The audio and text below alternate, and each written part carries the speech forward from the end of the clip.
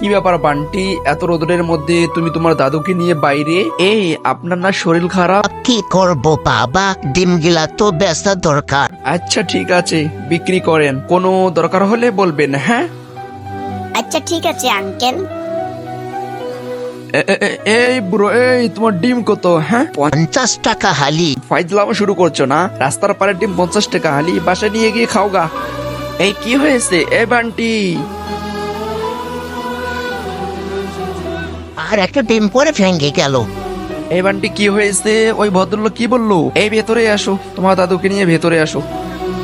আপনার ওখানে কতগুলো ডিম আছে? মোট কত টাকা হয়েছে? 50 টাকা হিসেবে কত দাম? আচ্ছা ওখানে রাখেন, আমি হিসাব করে টাকা দিচ্ছি, এখানে রাখেন। এই নেন, এই যে আপনার ডিমের টাকা নেন। বান্টি চল, আজকে আমরা অনেক দিন পর আমরা দুজনে পেট ভরে ভাত খাবো। হ্যাঁ